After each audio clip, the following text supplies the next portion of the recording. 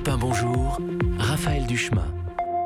C'est l'heure de prendre la plume. Michael Hirsch, aujourd'hui vous avez décidé d'écrire à celui qui vous fait tout le temps payer l'addition. Absolument, Raphaël. Cher garçon de café de la brasserie d'en bas de chez moi. Si je t'écris aujourd'hui, cher garçon de café, c'est parce que c'est la journée internationale de la gentillesse. Et ce matin, t'avais pas du tout l'air d'être au courant. Enfin, les autres matins non plus, d'ailleurs. Mais justement, un peu comme certains goujats avec la Saint-Valentin, il t'aurait suffi d'être sympa une fois pour toute l'année et t'aurais pu te sentir débarrassé.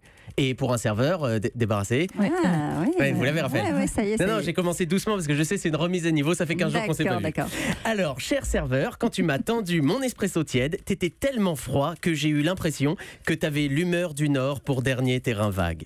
Pourtant, moi, je sens que même si t'y mets pas vraiment les formes, t'as un bon fond. Le problème peut-être, c'est que comme tout le monde, t'as peur d'être trop gentil. C'est bizarre cette peur quand même. Les beaux, eux, ils ont jamais peur d'être trop beaux. Les communistes d'être trop tskistes et les hommes des cavernes d'être trop glodites.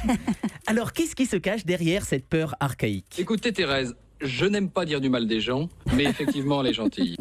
Bah oui, voilà. Déjà, on confond trop souvent le gentil avec le débile. Et toi, cher serveur, tu crains que les gens bons soient pris pour des cornichons et qu'au milieu de tout ça, tu te sentes pris en sandwich. Comme si c'était pas sain d'être sympa.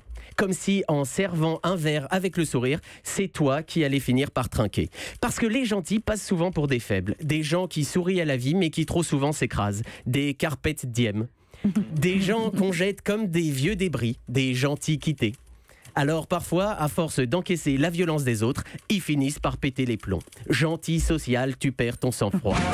Antisocial, tu perds ton sang-froid.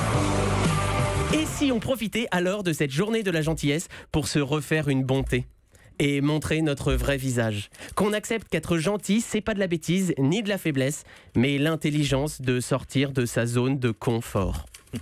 Car même si l'aigreur est humaine, n'attendons pas que le fiel nous tombe sur la tête pour devenir un rayon de soleil pour soi-même et pour les autres. Un peu comme le gentil cyclone des Açores.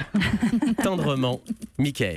On la poste évidemment. Michael Hirsch tous les vendredis, juste avant 7h sur Europe 1. Europe